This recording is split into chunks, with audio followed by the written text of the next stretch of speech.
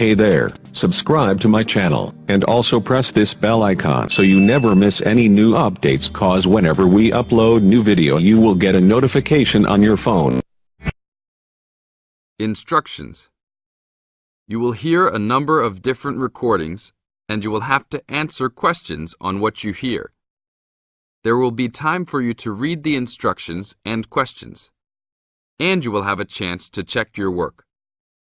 All the recordings will be played once only. The test is in 4 sections. Write all of your answers in the listening question booklet. At the end of the real test, you will be given 10 minutes to transfer your answers to an answer sheet. Now turn to Section 1 of your booklet. Section 1. You are going to hear a conversation between an agent and a client. First, you have some time to look at questions 1 to 6.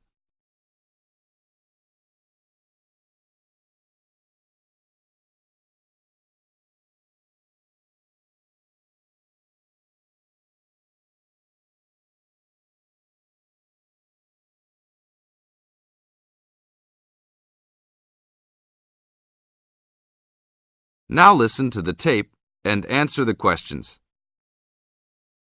Hello? Hi, good morning. Are you open yet? Yes, we are. Come in. Would you like to rent an apartment in the city? Well, kind of. I'd rather rent one near the harbor if possible. Oh, okay. Do you like the water? Yes, I do, but I actually repair sailboats for a living, so I'd like to be close to work. That's understandable. We all want to live close to work. Well, I think I have something near there. How many rooms would you like? Just one. I'm alone. But I would like to have an extra room for my dog. So you'd like 2 rooms and an apartment that accepts animals. Here's one. It's 1 block up from the harbor and renting for $445. How's that? That's perfect. Just what I was hoping to pay. What floor is it on? Floor? Oh, it's on the 12th floor. That's too high. I'd like to be on the 1st or 2nd floor so that I don't have to use the elevator. My dog, he's scared of them. Oh, well then, that's a little more complicated. Let me make a few calls. Okay, I think I found a couple more for you. Here's one that might suit your needs. How much? $395 a month. That's cheap. But it's only a 1-bedroom, a large one, but it's still just 1 room. Oh, well, regardless of whether the room is small, I still need a separate room for my dog. What else do you have? Then I have a 2-bedroom for $565 on the 2nd floor that is a little further away from the harbor. How far? About a half mile, and they accept pets.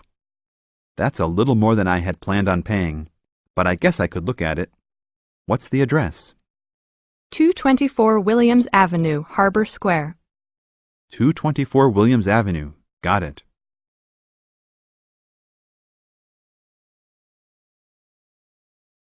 Now look at questions 7 to 10.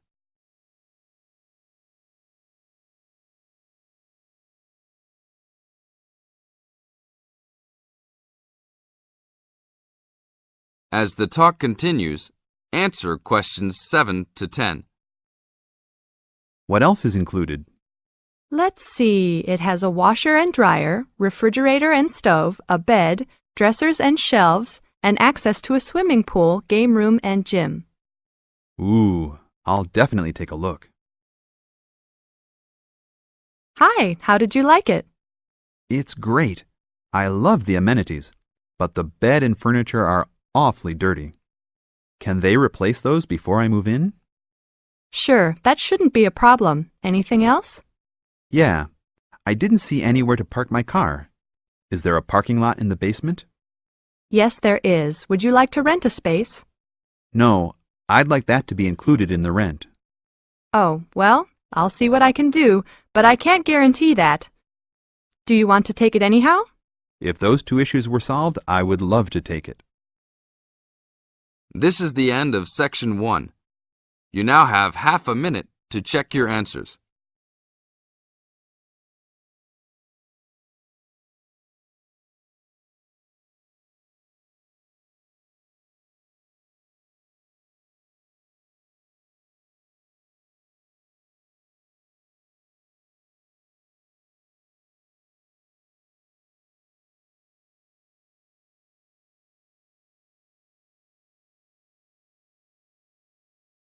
Now turn to Section 2.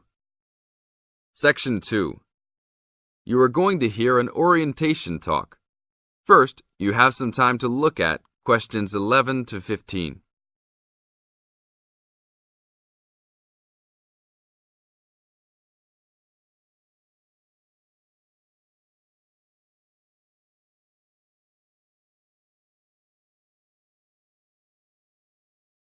Now listen to the tape and answer questions 11 to 15. Welcome to Orientation Week. Today I am here with the captain of our school's women's gymnastics team. Her name is Elizabeth Rain, and she is a fourth-year student. I hope you can all see her as an example of a responsible student and athlete, a role model for everyone. Hi, Elizabeth. Thank you for stopping by our Orientation Week. Thank you for having me. Welcome to our university, everyone. If there are any of you thinking about joining our school's athletic program, I would strongly encourage you to do it. Being a part of the gymnastics team has been one of my best experiences during my time at this school. It has taught me so much about teamwork and friendship, and has even taught me how to improve my academics by prioritizing my time. I have some questions that I am sure the students will want to know the answers to as well. First of all, how did you find the time to do well in classes as well as train for gymnastics? Prioritizing is the key. You must be very organized. Every day I wake up and I know what I must do for the day.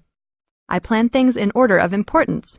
For example, if today I have a competition for gymnastics in the afternoon, then I know I have to finish my homework and studying in the morning. In other words, keeping an organized schedule of your priorities is very important. Can you explain to the students a little bit about your study habits? Well, I usually try to take classes that I'm interested in. This way, I have no excuse not to study because I chose the classes out of my own preference. I separate my study time by class. For example, if I have 5 classes for this semester, I will study for 1 class a day from Monday through Friday, and then review for all of them on the weekend. I won't try and study for all 5 of my classes at one time. It is too hard to do that, to remember everything and not feel like you are going crazy. It is very important to focus the time that you set aside for studying.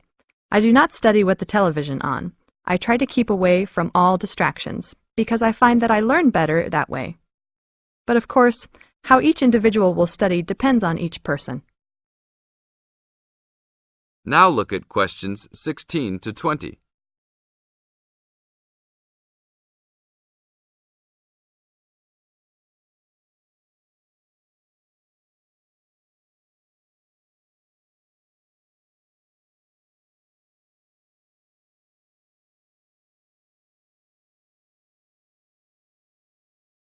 Now listen to the tape and answer questions 16 to 20.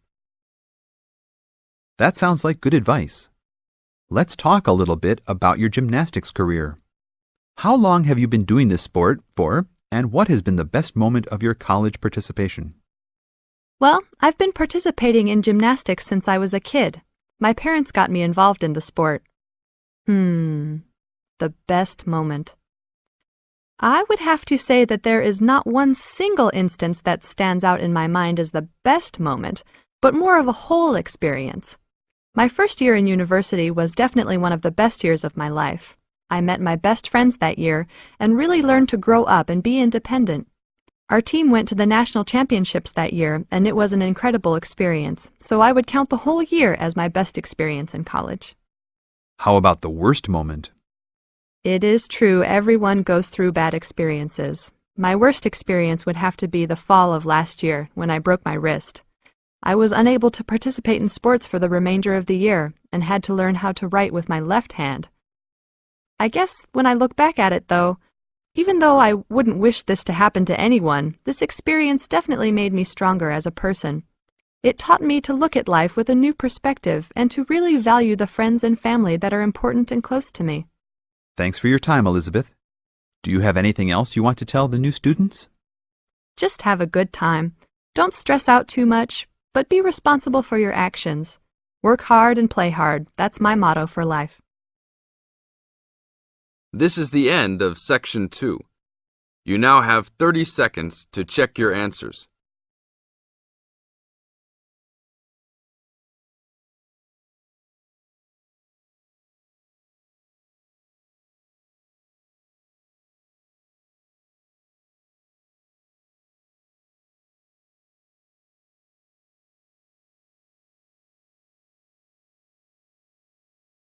Now turn to Section 3. Section 3. In this section, you are going to hear a conversation on animal protection. First, you have some time to look at questions 21 to 25.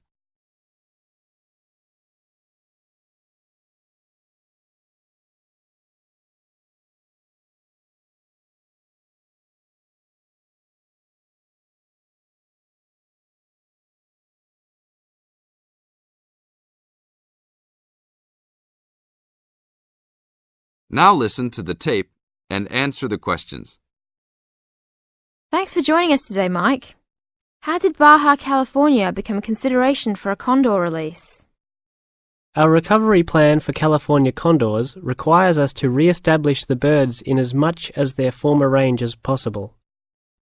Baja, being the southernmost recent range for the California condor, works well in that they were only recently lost from the area, mid-1930s, and considerable habitat still remains. It is very isolated with very few people in the area. The mountains are spectacular, ranging up to 10,000 feet, or 3,000 meters. Our selected release site is at nearly 8,000 feet, 2,400 meters.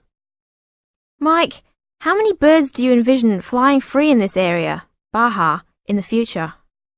We will be releasing 4 to 8 birds on a yearly basis and will reconsider the situation when we have 20 birds in the area.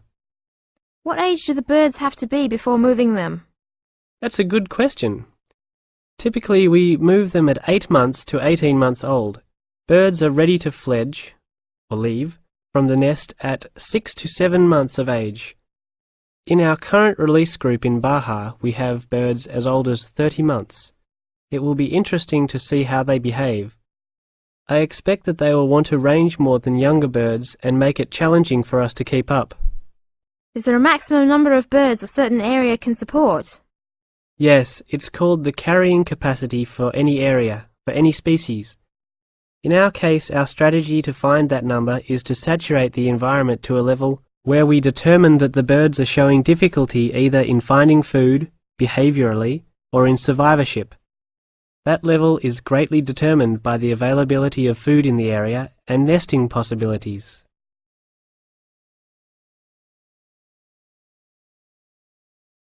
Now look at questions 26 to 30.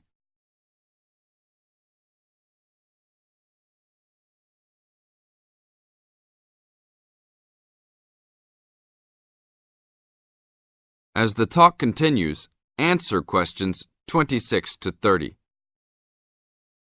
What do you hope to accomplish with this release in the long run? I expect that well within 10 years the condors will be flying north and joining birds already released in Southern California. Hopefully we will reach at least 150 birds in each of these populations within about 15 years. What would you say is the biggest contribution to the California condor program's success? That would have to be the fact that we were able to breed the birds in captivity from the 27 birds we started with in 1987 to the 205 birds we have today. This is thanks to cooperation between the San Diego Wild Animal Park, the Los Angeles Zoo, and the World Center for Birds of Prey in Boise, Idaho. Are there any problems keeping track of and protecting your released animals outside of the US? Nope. We are using radio transmitters and will be using the new satellite and GPS transmitters as well. Which system is better? Using satellites. The advantages over radio telemetry are numerous. It makes it possible to keep up with the bird's flight without being led miles in a matter of minutes. It took the young condor only a week to migrate across the state, and with just radio telemetry, poor weather can keep a plane grounded, and not all roads are accessible to track them on ground. New technology will allow one to be able to track birds that are not accessible by plane. Also, it is a new way to gauge the effectiveness of reintroduction. How so? If a condor transmitter works properly, researchers will get a location every 10 days for about 2 years. Do you see an end in sight for the need to breed condors in captivity? Yes, that would be great. but it will take a while for us to establish the two wild populations and make sure that they are sustainable. Part of our recovery is to maintain a captive flock of 150 birds in various zoos around the country as a safety net for the future.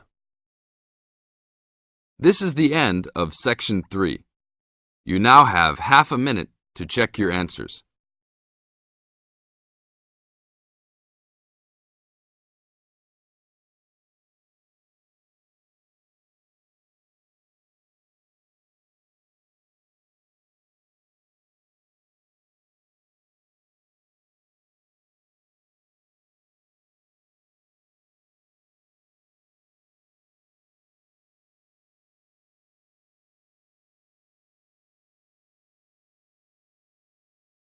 Now turn to Section 4.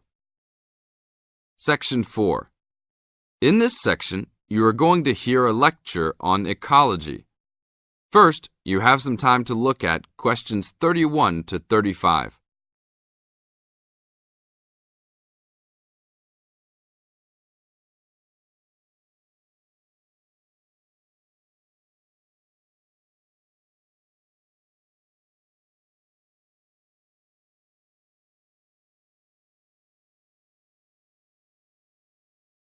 Now listen to the tape and answer the questions. Good afternoon. I'd like to turn it over to Dr. Carey, who will talk about the programme in restoration ecology. Thanks, Chris. A lot of people think that human beings can do whatever they want to the environment. But as Aldo Leopold taught, land is a system of interdependent parts which should be regarded as a community and not a commodity.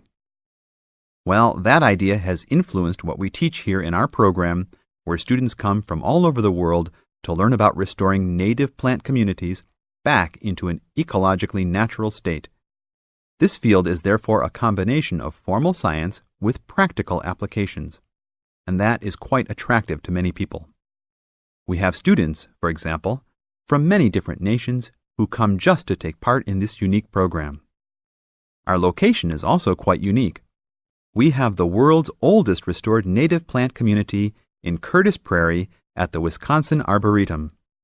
Some say that this is proof that the science of restoration ecology was birthed in Wisconsin. Well, that may be oversimplified, but our reputation is strong. But students don't have to study prairies only. One student, Edmund Mukala from the Congo, came to study restoring ancient wetlands in the Congo using knowledge gained from historic samples of the soil seed bank. Not all the seeds survived, but some can remain dormant for many years. Mr. Mukala wanted to find out what type of community would be most similar to that ancient seed bank. He has recently returned to the Congo and is now cooperating with the government to implement his findings.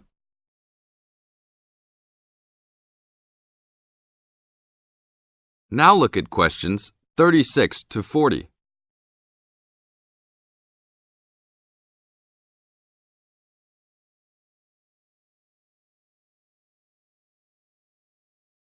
As the talk continues, answer questions 36 to 40.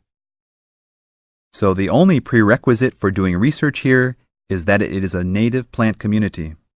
That means not just prairies, but wetlands, woodlands, savannas, and other environments. We're proud of the diversity of research topics in our program. And we continue to grow. This year we have 32 new students from 8 different countries. When students first arrive, they begin rigid coursework in statistics, ecology, plant identification, and the theory of landscape change. Then they take part in internships at local conservation agencies such as the Arboretum, the Nature Conservancy, the Parks Department, and others. We find internships to be crucial in helping students apply the knowledge they have gained in the classroom.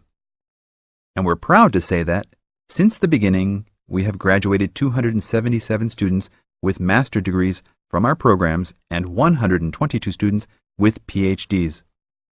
Some have gone on to bigger and better things. One graduate is now the director of the Worldwide Fund for Nature in China. Another is the director of Parks Development in California. and others now lead their own research departments in universities around the world. This is the end of Section 4. You now have 30 seconds to check your answers.